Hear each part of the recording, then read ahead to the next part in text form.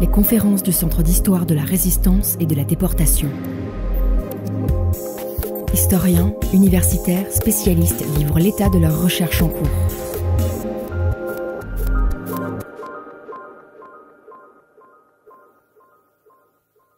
Bonsoir à tous, merci de nous rejoindre sur ce cycle de conférences à distance. Nous accueillons ce soir Olivier Vivorca, professeur d'histoire contemporaine à l'École normale supérieure de Paris-Saclay, également membre du conseil scientifique de l'exposition Une étrange défaite mai-juin 1940, présentée jusqu'au 23 mai, du moins on l'espère, au Centre d'histoire de la Résistance et de la Déportation, et auteur de nombreux ouvrages, notamment Les mythes de la Seconde Guerre mondiale et l'histoire de la Résistance 1940-1945. Donc Olivier Vivorca va ce soir essayer de détricoter un certain nombre des mythes tenaces qu'il peut exister autour de cet épisode particulièrement traumatisant et aussi très fondateur pour l'histoire de la Résistance, qui est la défaite de mai-juin 40. Donc merci Olivier de nous éclairer et de déconstruire un certain nombre d'idées reçues, parfois un peu courtes. Merci, donc merci pour cette invitation. Bien évidemment, tout le monde préférerait être en présentiel, comme on dit. Voilà, donc il y a quelque chose d'un petit peu bizarre et dérangeant à l'idée d'être derrière son écran. Mais merci, je le répète, pour cette invitation et merci aux auditeurs et aux auditrices d'être présents. Alors, retour sur l'été 40, c'est ainsi que j'avais baptisé cette intervention. Pourquoi ? Parce que bien évidemment, en 1940, eh bien, la France, elle va subir un désastre sans précédent. C'est un désastre militaire. La France était considérée comme étant dotée de la première armée du monde, hein, c'est ce que l'on affirmait. Eh bien, cette première armée du monde, elle est balayée en quelques 6 semaines. Mais à ce désastre militaire s'ajoute un désastre politique, puisque la Troisième République est jugée responsable de ce désastre. Elle s'effondre, et à la faveur de la défaite, un nouveau régime, l'État français, va s'imposer, et cet État français va lancer sur le plan intérieur une révolution nationale, c'est-à-dire remanier profondément les structures politiques, économiques et sociales de la nation, et sur le plan extérieur, eh bien, cet État français, ce régime de Vichy, va s'engager dans une politique de collaboration. C'est un phénomène nouveau, hein, puisque pour la première fois dans l'histoire de France, l'extrême droite est au pouvoir. Ces événements ont eu des conséquences majeures, non seulement pendant la guerre, bien sûr, mais également après, puisque la Seconde Guerre mondiale va sonner le glas de la puissance mondiale de la France. La France était l'une des premières puissances du monde en 1939. Elle est devenue en 1945 ce que l'on appelle une puissance moyenne, et je crois que le pays n'a jamais véritablement réussi à surmonter ce traumatisme, et que ce traumatisme reste encore aujourd'hui bien vivant. Ce traumatisme, quoi qu'il en soit, il a nourri bien des légendes, bien des mythes, bien des idées reçues, et c'est au fond sur ces idées reçues que je souhaite revenir ce soir. Alors, la première interrogation vient bien entendu de la nécessité de comprendre l'étrange défaite. Alors, la formule est prêtée à Marc Bloch, en fait, elle n'est pas de Marc Bloch, elle a été choisie par l'éditeur pour éditer le livre posthume de ce grand historien. Ce qu'il y a d'assez intéressant, c'est qu'au fond, dès 1940, les cadres interprétatifs sont posés.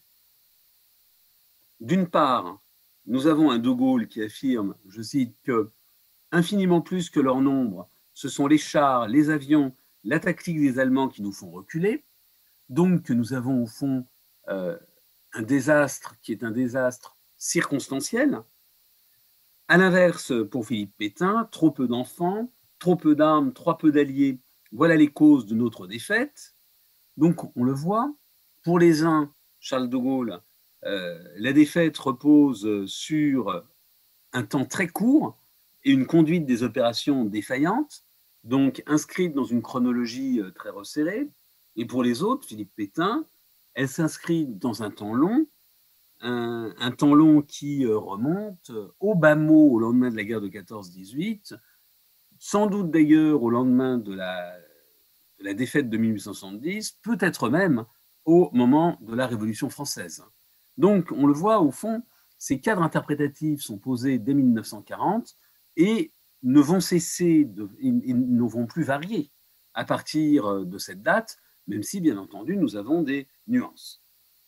Alors, cette défaite militaire va, par ailleurs, se solder, provoquer une défaite politique, plus exactement un remaniement politique.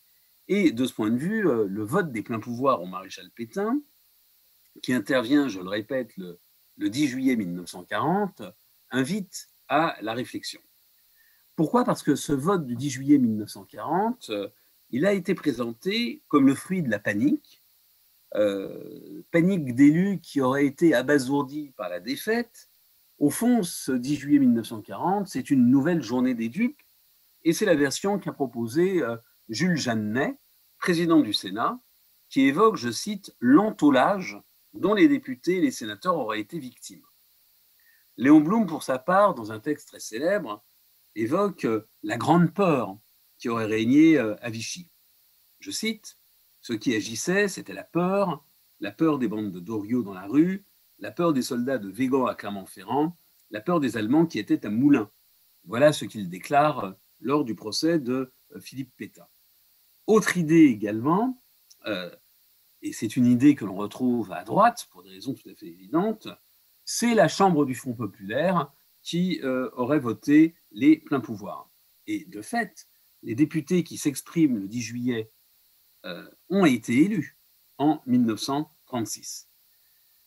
Ceci dit, est-ce qu'il suffit de dire que les députés élus en 1936 ont voté les pleins pouvoirs en 1940? Eh bien, c'est une interprétation, me semble-t-il, un peu rapide, qu'il faudra, je pense, corriger. Et puis, troisième débat, sur lequel je serai sans doute moins prolixe, De Gaulle lance le 18 juin son célèbre appel. A-t-il été l'âme de la résistance? Est-ce un appel à la résistance? C'est bien entendu le cœur de la doxa gaulliste. Au fond, l'idée que les Français vont se lever à l'appel du général, que, au fond, la résistance se constitue en réponse à l'appel lancé de Londres. Je pense bien évidemment qu'il faut revenir sur cette idée. Donc ces trois éléments, défaite militaire, remaniement politique, et puis appel du 18 juin, forment une séquence qui a profondément engagé l'avenir du pays. Et ces éléments ont nourri des débats, des polémiques, dont nous ne sommes pas aujourd'hui entièrement dégagés. Et c'est pourquoi j'ai répondu avec beaucoup de plaisir à l'invitation d'Isabelle Rivet, directrice donc du musée, pour essayer de poser un regard froid sur cet été tragique. Alors, si je reviens sur les causes militaires, il faut voir la manière dont les responsables politiques appréhendaient la situation. Rappelons quand même que dès 1919, les Français et les responsables politiques et militaires ne se méprennent pas sur la nature des dangers. Ce qui est redouté, c'est une revanche allemande. C'est une revanche allemande, ce n'est pas une agression italienne, ce n'est pas une hostilité britannique, ce n'est pas une invasion soviétique. C'est bien l'Allemagne qui reste d'abord et avant tout la principale ennemie. Et donc, face à cette Allemagne, même si la France n'a pas obtenu tout ce qu'elle voulait lors de la conférence de la paix, eh bien, la France dispose quand même d'un certain nombre d'atouts. Le premier atout, c'est le traité de Versailles, qui a limité, du point de vue militaire, la capacité de nuisance de l'Allemagne. L'Allemagne est privée de flotte, l'Allemagne est privée d'aviation, l'Allemagne dispose d'une armée qui est limitée à 100 000 hommes seulement. Elle s'est par ailleurs engagée à démilitariser la Rhénanie. Cela veut dire qu'il n'y a pas sur la rive gauche du Rhin de militaires allemands. Donc cela offre un glacis protecteur à la France.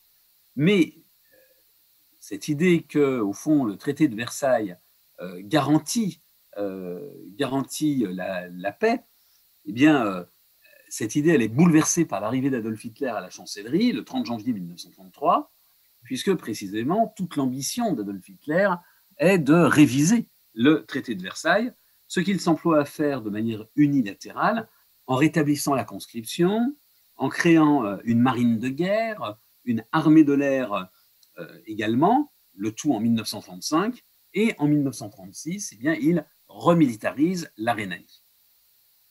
La France n'a pas réagi à ces violations éhontées du traité de Versailles.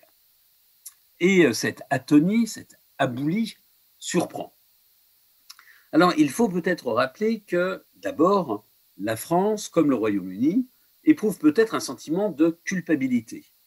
Il y a l'idée que les revendications de Berlin, qui réclament une armée, qui réclament, au fond, de remettre des soldats sur son territoire, ces revendications apparaissent raisonnables, et apparaissent d'autant plus raisonnables que peu de gens imaginent qu'il y ait un désir de guerre de la part de l'Allemagne. Désir de révision du traité de Versailles, oui. Rétablissement de ce que le général de Gaulle aurait appelé le rang de l'Allemagne, oui. Mais entrer en guerre, cela paraît beaucoup plus douteux. L'autre élément, c'est que la France est effroyablement démunie. La France est pacifiste, la population n'est absolument pas prête à entrer en guerre parce que l'Allemagne a violé les clauses du traité de Versailles. Enfin, et à supposer qu'il y ait eu une volonté politique, ce qui n'est pas le cas, la France n'a absolument pas l'outil militaire qui lui permettrait d'intervenir. Elle n'a pas ce que l'on appellerait aujourd'hui une force de projection qui lui permettrait d'agir hors de ses frontières.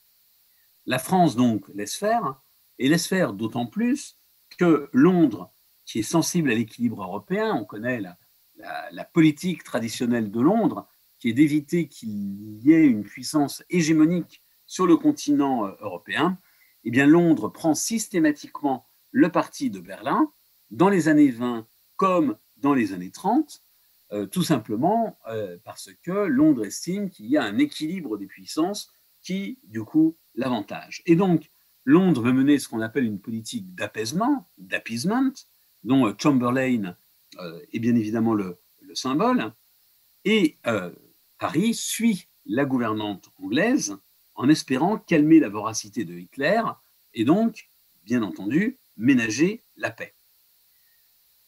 Cette idée n'est pas absurde dans les conditions de l'époque, car la France est sûre d'elle, dans une certaine mesure. Bien entendu, elle doute, on y reviendra, mais elle est sûre d'elle. Elle a la première armée du monde, elle a des alliés puissants, et ces éléments devraient montrer à Hitler que l'entrée en guerre, et bien que cette entrée en guerre représente une aventure à haut risque. Par ailleurs, la France, qui disposait du traité de Versailles et n'en dispose plus, qui malgré tout a confiance dans son armée, eh bien, la France va aussi rechercher des alliés. Paris va d'abord tabler sur Rome, qui au départ se défie de l'Allemagne, tout simplement parce que l'Italie en général et l'Italie de Mussolini en particulier considère que l'Autriche fait partie de sa sphère d'influence, donc est hostile à l'annexion de l'Autriche par le Reich. Lorsqu'en 1934, des nazis autrichiens assassinent le chancelier Dollfuss, Mussolini va envoyer des troupes sur le col du Brenner pour montrer sa détermination. Le problème, c'est qu'en 1935, eh bien, Mussolini va se lancer dans la guerre d'Éthiopie, qu'il est sanctionné par la Société des Nations, que la France et la Grande-Bretagne, même si les sanctions ne sont pas sévères, condamnent malgré tout le Duce, et donc que, du coup, Mussolini va se rapprocher de Hitler, former le 1er novembre 1936 l'axe Rome-Berlin et se montrer de plus en plus insolent à l'égard de Londres et de Paris. En 1938, par exemple, lors d'une mise en scène savamment orchestrée à la Chambre des députés, eh bien, Mussolini revendique Nice, la Tunisie, la Savoie, et donc fait monter les tensions. Donc, à la différence de 1915, l'Italie ne s'engagera pas aux côtés de l'entente. Le seul espoir que l'on puisse avoir, eh bien, c'est qu'elle reste neutre. Paris a essayé aussi de s'attirer les bonnes grâces de Moscou, mais l'alliance franco-russe va buter sur de sérieux obstacles. D'abord, la droite est anticommuniste, et donc le problème qui est un problème diplomatique, faut-il ou non s'allier avec l'Union soviétique, va devenir un enjeu de politique intérieure. Et donc cliver au fond les majorités qui auraient dû être unanimes pour bénéficier de cette traditionnelle alliance de revers. Autre élément, les militaires ne croient pas à la valeur de l'armée rouge, une armée qui a été surtout décapitée par les grandes purges lancées en 1937 et dont, par ailleurs, l'inefficacité apparente va éclater lors de la guerre de Finlande en 1940. Et puis surtout, la Pologne s'oppose au passage des troupes soviétiques sur son territoire. Et donc, Staline exige ce passage. Staline exige ce passage, pas nécessairement pour s'en servir, mais pour, comment dirais-je, tester la détermination de Londres et de Paris à obtenir l'alliance. Et comme ni Londres ni Paris, au fond, n'exercent une grande pression sur Varsovie, eh bien, Staline va se vendre au plus offrant, Adolf Hitler, qui, le 23 août 1939, va conclure le pacte germano-soviétique. Cet échec est donc vraiment dû, je crois, à l'impuissance des diplomaties britanniques et françaises. Staline n'était pas mal disposé au départ à l'égard de l'Occident, mais plusieurs éléments avaient éveillé sa méfiance. Par exemple, il n'avait pas été invité à la conférence de Munich alors qu'il avait un traité qui le liait à la Tchécoslovaquie, et donc il soupçonne, non sans raison, les démocraties de vouloir détourner la menace vers l'Est. Et donc, il va changer son fusil d'épaule, puisque le ministre des Affaires étrangères, Maxime Litvinov, va être remplacé par Vyacheslav Molotov et le pacte germano-soviétique, je l'ai dit, signé le 23 août 1939. Bref, la France, pour sa sécurité, ne peut compter que sur ses propres forces, malgré sa traditionnelle entente avec l'Angleterre, et du coup, ses atermoiements, la conférence de Munich, le fait qu'elle ait lâché la Tchécoslovaquie, eh bien, lui aliène tout crédit auprès de ses petits clients, la Roumanie par exemple, voire la Pologne, qui ne seront donc pas des alliés fidèles. Sur le plan militaire, maintenant, la France mise sur la défensive. L'idée est de sanctuariser le territoire pour éviter, à la différence de 1914, qu'une partie du pays soit occupée. Et donc, des moyens colossaux vont être consacrés à la construction d'une ligne de fortification, la célèbre ligne Maginot, qui va commencer à être bâtie à partir de 1929. Alors, cette ligne Maginot, qui, on doit le dire, n'a pas beaucoup servi, a suscité beaucoup de ricanements. Mais elle avait sa logique. Les stratèges n'imaginaient pas que les armées allemandes se ruent sur la ligne Maginot et se brisent les reins. L'idée, c'était de gagner du temps. Il fallait stopper l'ennemi. En stoppant l'ennemi, on pourrait mobiliser en bon ordre. En mobilisant en bon ordre, on pourrait entraîner les hommes. Et une fois que les hommes auraient été entraînés, on pourrait engager la bataille méthodique, c'est-à-dire une bataille extrêmement bien préparée qui permettrait de défaire l'adversaire. C'était ça l'idée. Alors cette stratégie, elle semble ignorer les possibilités ouvertes par l'aviation et les blindés, dont les dernières années de la Première Guerre mondiale avaient montré l'importance. Ici encore, les stratèges français n'étaient pas stupides. Ils avaient bien vu qu'il y avait des chars, ils avaient bien vu qu'il y avait des avions. Mais ils ne comprenaient pas nécessairement, au fond, le potentiel de ces armes nouvelles. D'abord, le char, dans l'esprit des responsables français, comme dans l'esprit des responsables britanniques, ne devait pas être constitué en unité autonome.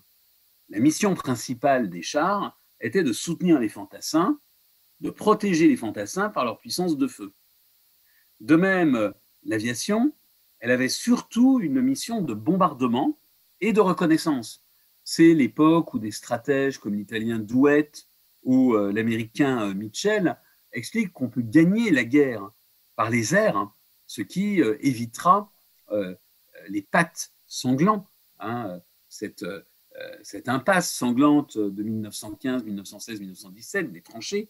On va pouvoir mener l'offensive au fond du ciel. Et donc, au contraire, ce que ne comprennent pas les Français et encore moins les Britanniques, c'est que l'aviation peut appuyer les troupes au sol. Alors, cette logique n'est pas totalement absurde, puisque dans le cadre d'une stratégie défensive, pourquoi former des divisions cuirassées et pourquoi, dans une certaine mesure aussi, multiplier la construction de chasseurs? Donc, les occasions manquées que l'on énumère en disant « mais la France aurait dû… » Eh bien, ces occasions manquées, elles découlent au fond, durant l'entre-deux-guerres, elles découlent au fond de cette impuissance française, ou plus exactement des schémas stratégiques du pays. Elles sont parfaitement en phase avec ce que souhaite, ce que pense l'état-major. C'est dire que lorsque le 3 septembre 1939, le Royaume-Uni puis la France déclarent la guerre à l'Allemagne, après que l'Allemagne a envahi la Pologne, eh bien, rien ne va véritablement changer. Les quelques 10 mois qui séparent la déclaration de guerre de l'offensive déclenchée le 10 mai 1940 par la Wehrmacht ont été, dans une large mesure, gaspillés. Alors, gaspillés, mais comment? Très souvent, on affirme que la France n'a pas réarmé. Il faut souligner qu'il s'agit d'une erreur. La France a réarmé, et la France a réarmé dès 1936. C'est donc le gouvernement de Front Populaire, ce qui est un petit peu contre-intuitif, qui a augmenté les crédits militaires et dans des proportions beaucoup plus importantes que celles que réclamaient les militaires. Cet effort entamé en 1936 va se poursuivre et on le voit, la France fabriquait 50 chars en 1935, elle en fabrique 1059 en 1939, pareil pour l'aviation, et donc le bilan à la veille du 10 mai 1940 n'est pas aussi défavorable que ce que l'on croit d'ordinaire. Les Alliés alignent plusieurs centaines de chasseurs. En gros, les Alliés font jeu égal en termes de blindés avec les Allemands, et je ne parle pas des divisions. Ceci dit, il faut faire attention et bien comprendre ce que l'on compte. En termes numériques, par exemple, l'aviation, elle aligne 3562 appareils contre 2756 pour l'armée de l'air allemande. Mais beaucoup sont anciens et beaucoup, par ailleurs, sont fabriqués, mais ne sont pas encore arrivés dans les escadrilles. Donc ce n'est pas parce qu'un avion est arrivé qu'il vole dans l'unité à laquelle il est rattaché. Et puis surtout, l'état-major n'a pas défini de stratégie. Il divague à telle enseigne qu'il envisage même de bombarder Bakou en Union soviétique pour priver l'Allemagne du pétrole que les soviétiques lui fournissent. De même, autre folle équipée, les anglo-français se lancent dans une opération en Norvège pour empêcher le minerai de fer suédois qui transite par le port norvégien de Narvik d'alimenter les usines allemandes. Et cette opération en Norvège tourne au fiasco. Les forces franco-britanniques sont acheminées en avril et elles rembarquent entre le 4 et le 8 juin. Et puis surtout, je crois, les autorités n'ont pas pris les troupes en main. Plutôt que de les entraîner, par exemple, elles ont multiplié les travaux de terrassement. L'idée était de terminer la ligne Maginot. Donc les soldats français, au fond, se sont beaucoup plus entraînés à manier la pelle et la pioche que le fusil.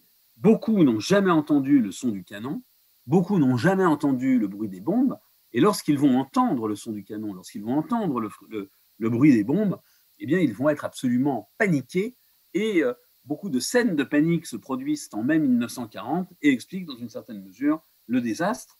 Ajoutons enfin que la propagande est confiée à Jean Giraudoux, et si Jean Giraudoux est certainement un très grand homme de lettres, eh bien, ce n'était pas nécessairement la personnalité la plus qualifiée pour mobiliser les Français et leur expliquer les buts de guerre.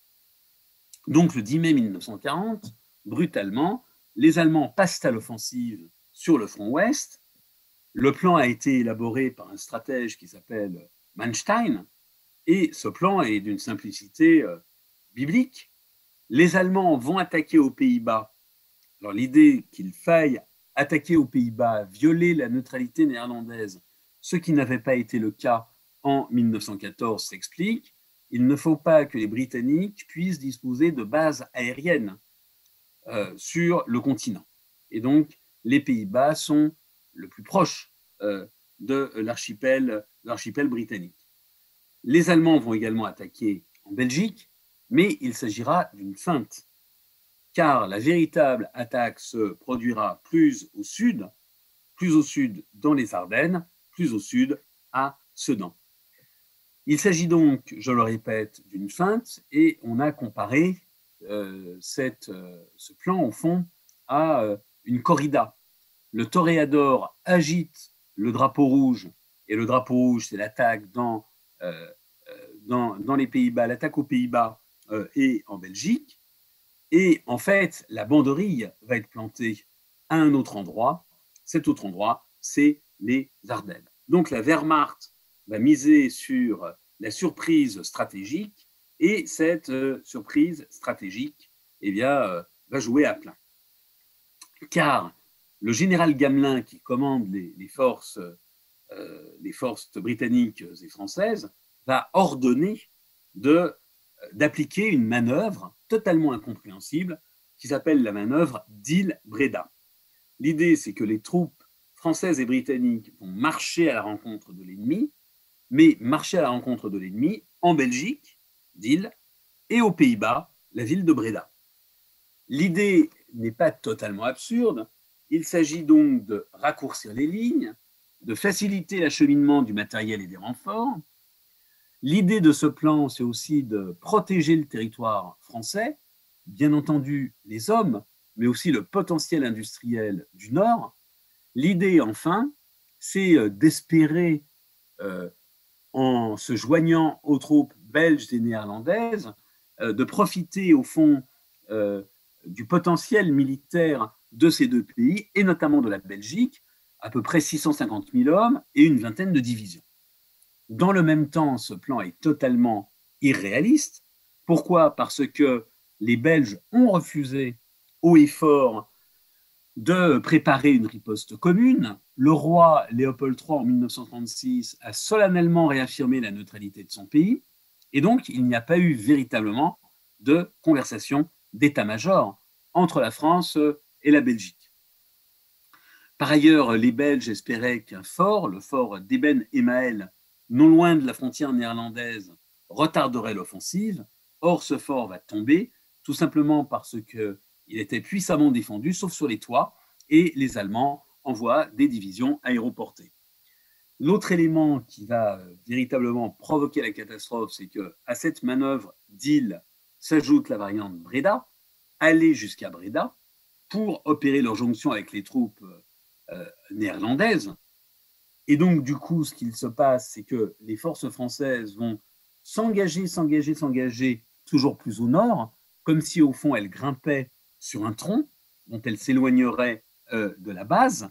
Et donc, il suffira aux Allemands de couper le tronc pour que toutes les troupes françaises, ou plus exactement que les meilleures troupes françaises, soient réduites à l'inaction, tombent capturées, tombent prisonnières. Cela veut dire quoi ? Cela veut dire qu'avec la manœuvre d'Île-Bréda, la France n'a plus de réserve. Cela veut dire que les forces françaises s'éloignent dangereusement de leur base, et c'est effectivement ce que la manœuvre dite du coup de faux va réaliser. Et cela veut dire que le secteur stratégique de Sedan, qui avait déjà scellé la perte de la France en 1870, ce secteur stratégique de Sedan se trouve dangereusement dégarni. L'axe principal donc de l'attaque allemande se portait sur Sedan. Ce secteur n'avait pas échappé à la vigilance des stratèges. Le général Prételat, notamment, avait alerté sur sa vulnérabilité. Philippe Pétain avait déclaré Si l'ennemi s'y engage, on le repincera à la sortie des forêts. Alors, la formule a été caricaturée sur le mode Pétain, traître en puissance, et aussi un imbécile, comment pouvait-il imaginer le repasser à la sortie des forêts? Alors, en fait, il faut bien voir que les généraux français ne pensaient pas que la traversée des Ardennes, qui, autant le dire, ne ressemble pas à l'Himalaya, ils ne pensaient pas que la traversée des Ardennes serait impossible. Ils imaginaient tout à fait qu'une force allemande décemment dotée puisse traverser les Ardennes. Ce qu'ils n'imaginaient pas, c'est la rapidité. En d'autres termes, ils pensaient qu'il faudrait entre 5 jours et demi et 9 jours pour y parvenir. Or, les premiers panzers vont atteindre la Meuse en 2 jours et demi. Et c'est ça qui va bien évidemment provoquer l'effondrement français, c'est que les Français ne vont pas avoir le temps de construire une contre-offensive ou des mesures de parade.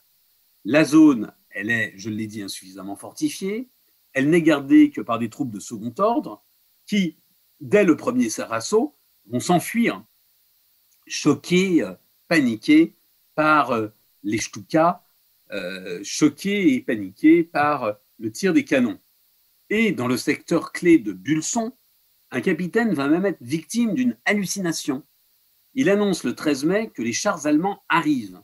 Et donc la 55e division d'infanterie, paniquée, eh bien, elle se débande, elle communique sa peur à sa voisine, la 71e division d'infanterie, et des soldats qui commencent à retraiter détruisent le central téléphonique, donc l'état-major ne peut absolument pas donner ses ordres par téléphone, et donc cette panique de Bulson a joué un rôle dans l'effondrement du pays en 1940. Ceci dit, reste encore, une fois qu'on est sorti des Ardennes, à traverser la Meuse. Le 15 mai, Gamelin comprend que le péril se situe dans ce secteur. Donc il aura fallu 5 jours pour qu'il comprenne la nature du plan allemand. Il va donc envoyer l'aviation française détruire les ponts, essayer donc d'empêcher les Allemands de franchir la Meuse, mais d'abord, trop peu d'avions sont envoyés, 152 bombardiers et 250 chasseurs. Pourquoi? Parce que l'aviation, elle se situe dans la perspective d'une guerre longue. Donc elle ne veut pas engager tous ses atouts, tous ses appareils dans une opération unique. Et surtout, les Allemands ont énormément protégé ce secteur qui est un secteur central et ils vont abattre 167 appareils. Et donc, par conséquent, le coût de cette opération est beaucoup, beaucoup trop élevé et les 814 avions de la Luftwaffe, 60 000 hommes, 22 véhicules vont être en mesure, plus exactement 60 000 hommes et 22 000 véhicules vont être en mesure de passer la Meuse, protégés par 814 appareils de la Luftwaffe. Face à ce désastre, le président du Conseil, Paul Reynaud, va limoger Gamelin le 19 mai et appeler à sa place un autre général, Maxime Weygand. Alors on dépeint souvent Maxime Weygand comme un défaitiste à tout craint, ce qui est inexact. Car Maxime Weygand va essayer loyalement de réorganiser la défense. Ceci dit, il s'y prend de manière un peu maladroite. D'abord, plutôt que d'agir immédiatement dans une bataille où tout ce compte se décide en heures ou en journées, il va prendre 2 ou 3 jours pour se rendre compte de la situation. Bien évidemment, ces 2 ou 3 jours sont perdus. Ensuite, il va essayer d'ordonner dans la région d'Arras un mouvement en tenaille pour couper la pointe avancée, les panzers qui avancent donc, des fantassins qui les suivent. Mais les Britanniques refusent leur soutien. Et pire, à partir du 26 mai, ils décident de rapatrier leur corps expéditionnaire lors de ce que l'on a appelé l'opération Dynamo. Les Britanniques donc commencent à rembarquer à Dunkerque, ce qui permet de sauver environ 200 000 Britanniques et 130 000 Français. Cela forme la base de la résistance anglaise, mais en même temps, du coup, les Français sont privés du concours de leurs alliés. Weygand va encore essayer de rétablir un front continu sur la ligne Somme-Aisne, mais il ne dispose pas des moyens suffisants pour endiguer l'ouragan allemand. Et le 5 juin s'ouvre le dernier acte, la Wehrmacht engage le combat, perce entre l'Oise et la Somme et attaque en Champagne, s'ouvre la route de Paris. Le 10 juin, le gouvernement va quitter la capitale, d'abord pour la Touraine et ses châteaux, et puis ensuite pour Bordeaux. Dans le même temps, c'est le moment où des millions de Français se jettent sur les routes, formant ce que l'on a appelé, par référence à cet épisode biblique, l'Exode. Le 14 juin, Paris est déclarée ville ouverte et les Parisiens assistent au premier défilé de la Wehrmacht. Alors, la modeste consolation, c'est que les Italiens qui se sont jetés de manière particulièrement vile sur la France le 10 juin 1940 n'arrivent pas à percer sur les Alpes. Ils essayent de déclencher une offensive le 21 juin, ils la relancent le 23, mais la défense française est trop forte et les Italiens échouent, alors que le rapport de force est de manière écrasante en faveur des Italiens, 6,5 Italiens contre 1 Français. Et donc là, le général Ollery, bien oublié, ainsi que les fortifications qui là ont joué leur rôle, eh bien, permettent d'expliquer ce revers italien. Donc les Français, au total, se sont battus et bien battus, mais il faut ici encore rectifier le chiffre de 100 000 morts fréquemment avancé, alors qu'il ne correspond pas du tout à la réalité statistique. En fait, ces statistiques prennent en compte des réalités très différentes, les morts de la campagne de France, certes, mais également Mersel-Kébir, mais également les combats au Levant. Donc, en fait, du 10 mai au 30 juin 1940, on a, de manière sûre, 55 500 décès, et éventuellement, on pourrait y ajouter 6 300 morts sur lesquels nous sommes insuffisamment renseignés. Alors, c'est un bilan qui est très lourd, bien entendu, qui montre que les Français se sont battus, mais on ne peut absolument pas comparer ce bilan aux chiffres de la Grande Guerre auxquels on rapporte ces statistiques de manière fréquente et, je me permettrai de dire, trop fréquente.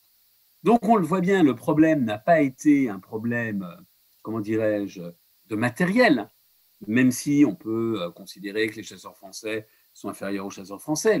Le grand problème a été qu'il y a eu, d'une part, une méconnaissance des possibilités offertes par l'aviation et les chars durant l'entre-deux-guerres. Et le second élément, c'est que la conduite des opérations, le plan et la manœuvre d'Île Bréda ont été désastreux. Donc, effectivement, c'est le général de Gaulle qui a raison.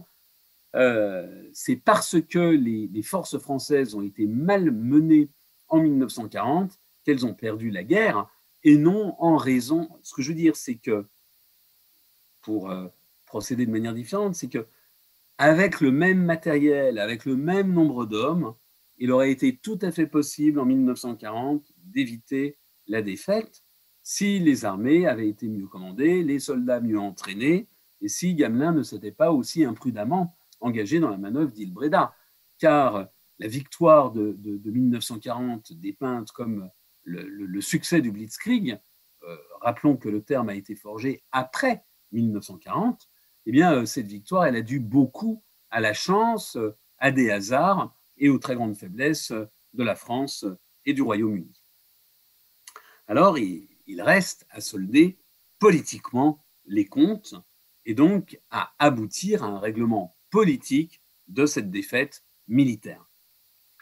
Alors, la défaite militaire est consommée et reste à trouver une issue politique à la défaite. Et cette issue, elle aurait pu, au fond, être comparable à celle de 1870-1871. Tel ne va pas être le cas. Le 16 juin, donc, Paul Reynaud considère qu'il est minoritaire, il démissionne et il est aussitôt remplacé par Philippe Pétain. Alors, pourquoi Reynaud démissionne? Peut-être parce qu'il est à bout, peut-être parce qu'il craque, mais peut-être aussi parce qu'il est fin stratège. Il se dit que les conditions de l'armistice seront draconiennes, une partie, en effet, des ministres ont dit, au fond, demandons à l'Allemagne les conditions d'armistice. Si jamais ces conditions sont trop dures, on continuera la lutte, et si jamais elles sont acceptables, nous traiterons. Donc Reynaud se dit que les conditions d'armistice seront sans doute draconiennes, et comme elles seront draconiennes, eh bien, les partisans de l'armistice seront balayés et il pourra faire son retour. Or, ce n'est pas le cas, puisque les Allemands, en apparence, se montrent magnanimes. La France conserve sa souveraineté sur une zone de son territoire, la zone dite libre. Elle garde sa flotte, certes désarmée, mais elle la conserve. Elle conserve également son empire. Et donc, en apparence, alors que la défaite est écrasante, ces conditions semblent magnanimes. Mais ce calcul sert le dessein de Hitler. Il pense qu'il est préférable de ne pas occuper tout le territoire pour épargner des forces considérables. Et il pense aussi qu'il est beaucoup plus intelligent de s'appuyer sur un pouvoir français, dont les Français, estime-t-il à juste titre, que les Français respecteront et auxquels les Français, estime-t-il à juste titre, obéiront. Il s'agit donc d'un piège dans lequel Pétain tombe volontiers, et si Pétain tombe dans ce piège, c'est parce que, au fond, il rêve de construire un ordre nouveau et qu'il s'agit de conclure l'armistice, voire la paix, le plus rapidement possible. Le 22 juin 1940, donc plénipotentiaires allemands et français se rencontrent dans la clairière de Rotonde. L'armistice est signé dans le wagon même où Foch avait reçu les plénipotentiaires allemands le 11 novembre 1940. Et le 10 juillet 1940, le Parlement, c'est-à-dire la Chambre des députés et les sénateurs, réunis à Vichy, accorde les pleins pouvoirs à Philippe Pétain, à charge pour ce dernier de rédiger une nouvelle constitution.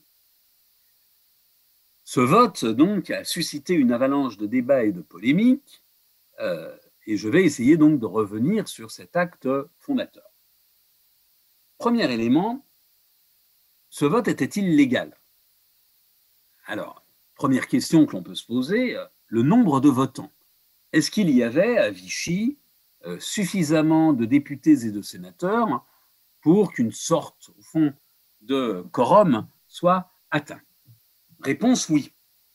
En gros, le Parlement à la veille de la Seconde Guerre mondiale, c'est 900 personnes. Vous avez 611 députés et 310 sénateurs. Sur cet ensemble, 175 seulement, donc en gros 20%, ne siègent pas. 51 communistes ont été invalidés, 3 parlementaires, par exemple des autonomistes alsaciens, sont en prison, 42 parlementaires ne sont pas là pour raison de santé, 26 parlementaires sont en captivité ou sous les drapeaux, et puis les autres n'ont pas pu, en raison de l'exode, gagner Vichy. Donc, je le répète, un petit cinquième des parlementaires manquent à l'appel. Cela veut dire qu'on a en gros 80% des parlementaires qui sont présents à Vichy.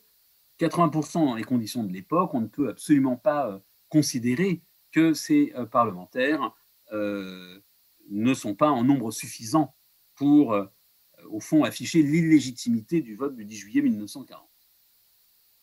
Second point, peut-on affirmer que c'est la Chambre du Front populaire qui a voté les pleins pouvoirs, comme la droite aime à le répéter?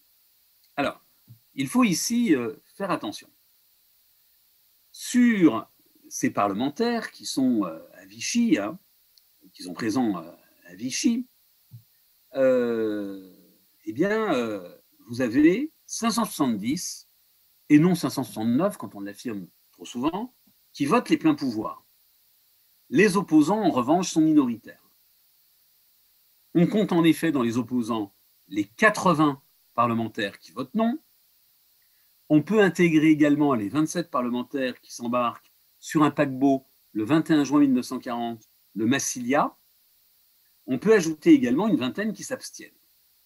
Or, lorsque l'on regarde le pourcentage des opposants, on s'aperçoit que les opposants sont plus rares à droite. Vous n'avez dans la droite que 5% d'opposants qu'à gauche, 27%.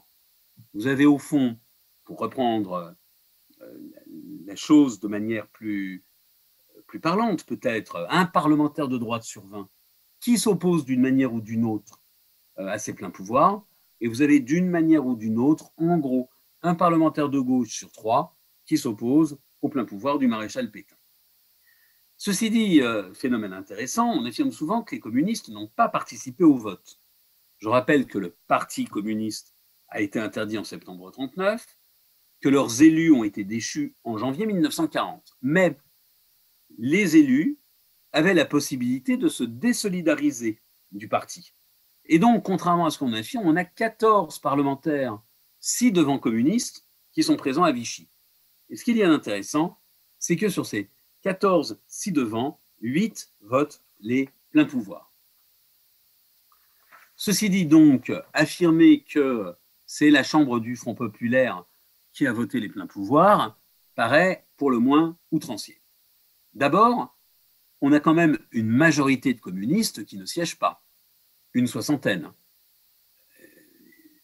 Bien entendu, cela aurait été insuffisant pour inverser la tendance, mais il faut quand même le noter. Mais l'autre élément à souligner, c'est que la Chambre de 1936 n'est pas la Chambre de 1940. En effet, les radicaux socialistes qui appartenaient au Front populaire ont basculé à droite.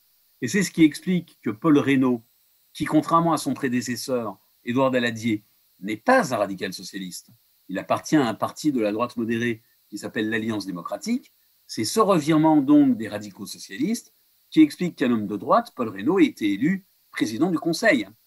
On peut donc dire que c'est bien la droite qui a plébiscité Philippe Pétain et non la gauche, d'autant que le Sénat a voté les pleins pouvoirs et que ce Sénat avait toujours été hostile au Front populaire. On le voit, Blum démissionne en 1937, non en raison d'un vote négatif de la Chambre, mais en raison d'un vote négatif du Sénat. Donc, on ne peut pas considérer que ce soit la Chambre du Front populaire qui ait voté les pleins pouvoirs. Soulignons cependant que la gauche a effectivement majoritairement voté les pleins pouvoirs, mais soulignons aussi que ce n'est peut-être pas le clivage gauche-droite qui explique, au fond, le plébiscite que Philippe Pétain obtient en 1940. Car la région dont proviennent les parlementaires est un paramètre de première importance. Dans le Nord, par exemple, il n'y a aucun nom. Pas un parlementaire nordiste ne s'oppose au plein pouvoir. En revanche, il dépasse les 10% au Sud et en Bretagne, atteint les 25% en Aquitaine et les 33% dans le Languedoc. Et donc, on peut proposer la formule suivante. Plus un parlementaire vient d'une région éloignée du front et des combats, plus la propension à s'opposer au maréchal Pétain s'élève et inversement. Ce que l'on peut dire, c'est qu'au fond, le 10 juillet 1940, pour beaucoup de parlementaires, c'est une manière d'accepter la cessation des combats, une manière au fond de valider l'armistice, même si ce n'est pas que cela, et que plus on a été au contact des réalités de la défaite, plus on a été proche de la défaite, plus on a tendance à soutenir Philippe Pétain, plus on en est loin, moins on a tendance à le faire. Alors, ça nous amène à une question de fond. Est-ce que les parlementaires ont compris le programme politique de Philippe Pétain? Ou est-ce qu'ils ont été entôlés, comme Jules Jeanneret le suggère? Bien entendu, le poids des circonstances a pesé. Beaucoup d'élus sont affolés par la défaite. Et donc, ils s'en remettent, dans une tradition bien française, à un homme providentiel, le vainqueur de Verdun, dont nul ne questionne le patriotisme, et qui, par surcroît, soulignons-le, ne semble pas être un parlementaire, un général factieux.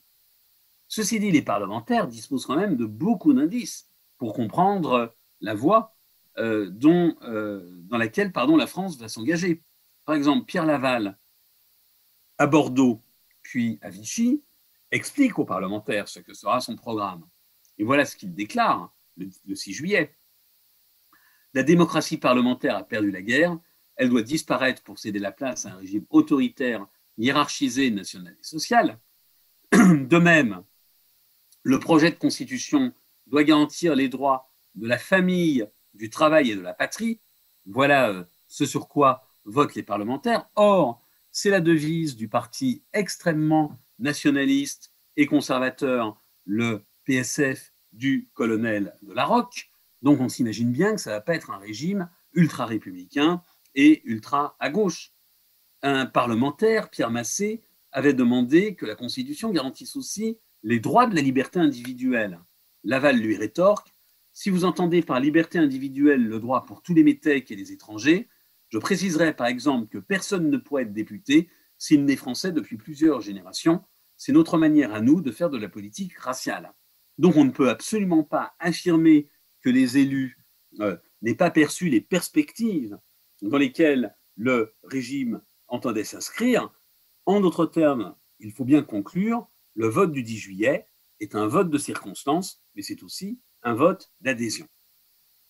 Mais, dirait Robert Paxton, adhésion à quoi? Voilà la question. Eh bien, je crois que les attentes sont multiples. Pour les uns, Vichy doit procéder à la révision des institutions que la Troisième République a été incapable de faire. D'autres rêvent d'une politique familiale. D'autres imaginent une France débarrassée de la lutte des classes, marchant d'un pas hardi vers les rives du corporatisme. Certains pensent que Pétain va garantir la collaboration. D'autres estiment qu'il va réussir à s'entendre avec le Reich. Certains pensent que la guerre n'est pas perdue et que Pétain va préparer la revanche. Donc, ce qu'il y a d'intéressant, c'est que des attentes extrêmement diverses convergent sur Philippe Pétain. Tentation pacifiste inclus, puisque Pétain présente l'immense qualité de retirer la France du conflit. Donc on a des attentes diverses et parfois contradictoires qui convergent sur Pétain, ce qui explique que le socle de Philippe Pétain au départ soit massif. En revanche, comme ces attentes sont diverses et souvent contradictoires, plus le régime de Vichy avance, plus en d'autres termes sa politique devient univoque, plus des parlementaires sont déçus et plus ils vont avoir tendance à se désolidariser du régime. Et donc, c'est ce qui explique que le régime de Vichy et Philippe Pétain, au départ, bénéficient d'un consensus très large et qu'au fil du temps, ce consensus se réduise d'autant plus qu'une partie des parlementaires et une partie des Français regardent de plus en plus vers Londres puis Alger, regardent de plus en plus donc vers Charles de Gaulle. Mais en 1940, de Gaulle, et c'est le dernier temps de cette intervention, est tout sauf une alternative. Alors, de Gaulle jouit aujourd'hui d'une aura telle qu'il est très difficile de porter un regard froid sur ce personnage. Alors, on peut quand même risquer l'aventure en se demandant d'abord si l'homme a été aussi visionnaire qu'on le prétend. Dans l'avant-guerre, de Gaulle est assurément un officier moderne. Il a compris l'importance des chars, mais il a surtout compris l'importance des divisions cuirassées. C'est-à-dire l'idée qu'il faut grouper les chars dans des divisions autonomes. C'est le plaidoyer qu'il défend dans un article vers l'armée de métier, qui est donc publié par la Revue politique et parlementaire du 10 mai 1933. Et puis, vous le savez, cet article est étoffé dans un ouvrage vers l'armée de métier, édité par Berger-Levrault en 1934. L'idée, c'est de créer 6 divisions qui comporteront chacune une brigade blindée, qui pourront donc à la fois substituer l'offensive à la défensive et, le cas échéant, secourir les petits alliés de la France. Alors, le livre insiste sur les chars, les divisions blindées, leur autonomie, et il est visionnaire. En même temps, il néglige un peu l'aviation, alors que l'aviation va jouer un rôle important en 1940. De Gaulle convainc Paul Reynaud, qui lui-même va essayer de défendre un projet de division cuirassée, comme on disait, en 1935, et ce refus a nourri la légende. Si la France avait écouté de Gaulle dès les années 30, certes, mais on oublie un élément très important qui montre que de Gaulle n'est pas aussi habile ou visionnaire que ce que l'on prétend. Le livre s'appelle « Vers l'armée de métier ». C'est-à-dire que ces divisions blindées doivent être servies par une élite de spécialistes. Et ce postulat est, dans la France des années 30, inacceptable, car la France est attachée à la conscription.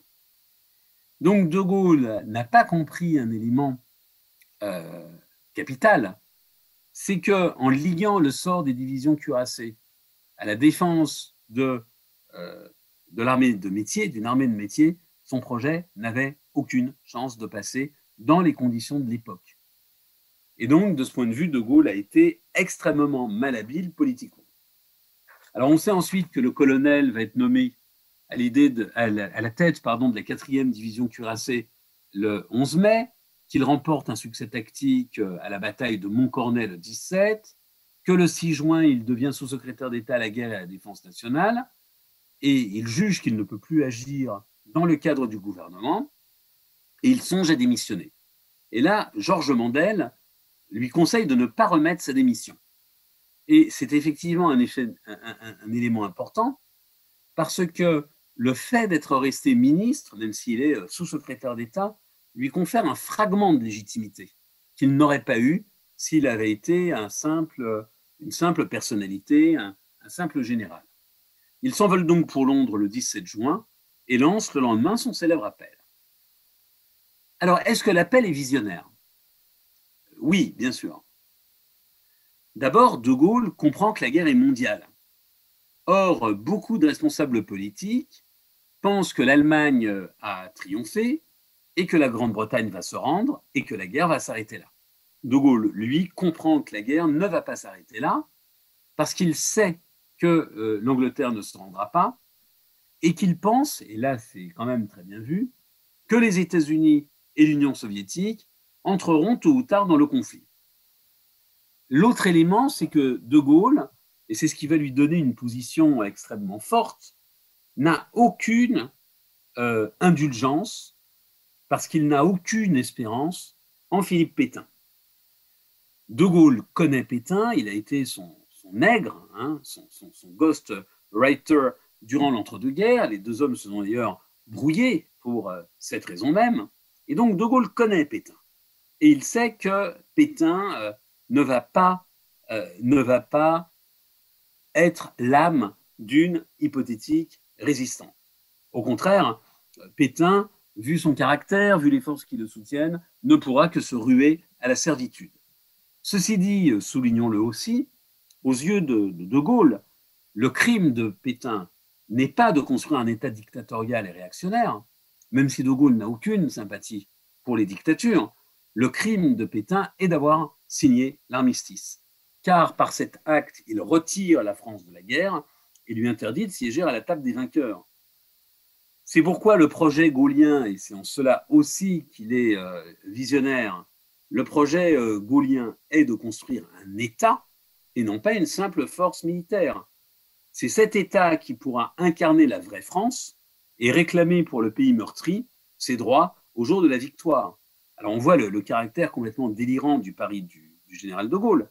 Il va construire un État sur les rives de la Tamise. Bon. Mais de Gaulle va réussir ce pari, cet État va exister, il va régner sur des territoires qui au départ sont les territoires coloniaux ralliés, va avoir une administration, va avoir des finances, va avoir une armée, et donc de Gaulle va remporter son pari. Ceci dit, il faut quand même rappeler deux éléments. D'abord, l'appel du général ne reçoit qu'un faible écho. Il est peu entendu et encore moins suivi. Il y a très peu de volontaires qui se présentent à Londres, et phénomène intéressant quand même, il y a assez peu de combattants de mai 40, y compris d'individus ayant servi sous les ordres du général de Gaulle, qui le rejoignent. Car de Gaulle a une personnalité extrêmement rugueuse. Alors, il a bien sûr un charisme colossal, mais il est très arrogant. Il a une attitude hautaine. Un rapport évoque son attitude de roi en exil. Et donc, parmi les officiers qui ont été proches de Gaulle en 1940, personne, je le répète, ne le rejoint. L'autre élément, c'est que De Gaulle n'entrevoit pas la possibilité de lutter en métropole. Son appel n'est pas un appel à la résistance intérieure. C'est un appel à le rejoindre à Londres dans une armée régulière. Bon, Donc, de ce point de vue, le visionnaire est très classique. Il n'entrevoit absolument pas les possibilités qu'ouvre la guerre subversive, la guerre irrégulière, la guerre des partisans. De ce point de vue-là, il est beaucoup, beaucoup moins ouvert qu'un Winston Churchill. Et c'est Jean Moulin qui, en octobre 1941, lui ouvre les yeux. Et c'est à partir de 1941 que De Gaulle va comprendre le potentiel que représentent les mouvements, même si, in fine, au fond, eh bien, De Gaulle n'a jamais véritablement aimé cette forme de combat. En juin 1940, en revanche, nous n'en sommes pas là. Au total, donc, et je conclus, 1940 a bien été un cataclysme majeur. La France a subi une défaite monumentale et la résolution politique et diplomatique de ce désastre, c'est-à-dire l'armistice et l'État français, eh bien, va se révéler cette résolution particulièrement catastrophique. Nous ne sommes pas du tout comme en 1870. En 1870, Adolphe Thiers eh bien, voulait juste assurer l'intérim. Le pacte de Bordeaux, pour reprendre la formule, mettait entre parenthèses la question des institutions qu'elle subordonnait au départ des Allemands. On ne parlerait du régime qu'au départ des Allemands. Là, au contraire, Philippe Pétain oriente la France dans une direction qui est la sienne, celle de la Révolution nationale. Certes, le général de Gaulle, nous le savons aujourd'hui, présente une alternative, mais c'est une alternative en 1940 qui ne convainc pas. Il va donc falloir que de Gaulle la construise par son opiniâtreté et parce que, au fond, il a une position à la fois politique et morale extrêmement forte. Il va réussir à imposer sa légitimité par la clarté de sa vision stratégique et la fermeté de sa position morale. Jamais de Gaulle ne va rechercher un accord avec Vichy. Ceci posé, ce drame de 1940, je le disais, a été un terrible traumatisme. La France va sortir mutilée de la Seconde Guerre mondiale parce que, bien entendu, comment dirais-je, elle perd les attributs de la puissance et parce qu'elle a aussi subi des épreuves extrêmement rigoureuses. Et de cette perte, je crois, elle peine aujourd'hui encore à se remettre. Merci beaucoup. Alors, effectivement, c'est bon, Thierry, je peux... Pardon. Merci beaucoup, Olivier. Sujet passionnant et qui mérite vraiment d'être éclairci et analysé finement. On a tendance à, sans avoir forcément les caricatures de la 7e compagnie en tête, à avoir des idées parfois un peu rapides sur le sujet. Donc, je voudrais signaler dans le catalogue de l'exposition, donc 1940, une étrange défaite, un article signé par toi qui s'intitule, je crois, une défaite inéluctable, point d'interrogation. Moi, je m'interrogeais sur la démographie. On voit que la démographie, c'est quelque chose qui est fortement évoqué, notamment par Pétain, comme un des éléments de la défaite. Donc forcément qui trouve ses racines bien en amont du printemps 40. On ne peut pas non plus se cacher que la France a payé un très lourd tribut à la Première Guerre mondiale et qu'il a été compliqué de recruter, de mobiliser des soldats en 1939. L'Allemagne aussi a payé un lourd tribut, mais proportionnellement sans doute c'est un peu moins sensible de ce côté-là. Qu'est-ce qu'on peut rationnellement dire sur le sujet? Alors, on peut faire de la démographie l'alpha et l'oméga de la défaite, parce qu'on a grosso modo 80 millions d'Allemands contre 40 millions de Français. Bon. Mais même si on prend ces chiffres, il ne faut pas oublier que même si la démographie française est exsangue, s'ajoute le Royaume-Uni et s'ajoutent les empires. Et ces empires ne sont pas qu'une simple clause de style. On sait que toute une partie de l'armée française, qui sera l'armée de la reconquête, à partir de 1943, va être une armée de coloniaux. Donc l'argument démographique est important parce qu'au fond, ces années 30 sont déprimantes. On a plus de morts que de berceaux. On a plus de cercueils que de berceaux. Il est sûr aussi que cette armée française ne va pas vouloir recruter ad libitum et donc être obligée d'imposer un service militaire relativement long, avec les contraintes que cela pose. Mais en même temps, pour compenser justement le manque de jeunes, hein, parce que le vivier de conscrits est limité. Et dans le même temps, quand on sait que, au fond, la défaite de 1940 est consommée en 6 semaines et que, au fond, elle est provoquée par 10 divisions blindées allemandes, on voit que la loi du nombre est faible. Je ne dirais pas la même chose de la Russie. C'est-à-dire que si on regarde la campagne de Russie, Allemagne versus Union soviétique, là, le poids des nombres et la question de la démographie est effectivement centrale. Parce que c'est une guerre qui va durer 4 années et mobiliser des millions de combattants. Là, oui, la démographie pèse lourdement. Je ne crois pas qu'elle ait pesé lourdement en 1940. Merci. On a vu aussi une comparaison qui revient entre la défaite de 1870, qu'on qualifie aussi de débâcle, et celle de 1940, avec pas mal de limites à cette comparaison. Est-ce qu'elle est évidente pour les contemporains? Alors, elle est parfaitement évidente parce qu'elle offre au fond le cadre de réflexion ou de compréhension de l'événement. On se réfère toujours au fond à ce que l'on connaît pour essayer de conjurer l'inconnu. Donc voilà, on va réclamer un plan Marshall pour les banlieues, on va réclamer un Grenelle. Bon. Et donc, spontanément, devant ce cataclysme, les contemporains. Alors, à une époque où les Français et surtout les dirigeants sont férus d'histoire, pensent en termes historiques. Je pense que c'est un phénomène qui s'arrête avec François Mitterrand. Mais quelqu'un comme Léon Blum, qui est au pouvoir en 1936, l'affaire Dreyfus est quelque chose de très présent. Donc 1870 n'est pas très loin, parce que 1870, c'est aussi les pères fondateurs de la Troisième République. Oui, on s'y réfère. Alors on s'y réfère parce que, voilà, je vais donner un exemple. Il y a un député qui exprime son désarroi en disant que en voyant Pétain, il avait cru trouver Hoche et qu'en fait, il avait trouvé Bazaine. Voilà. Bazaine qui est l'archétype du général traître de 1870. D'autres affirment qu'ils pensaient que Pétain serait un nouveau Monsieur Thiers.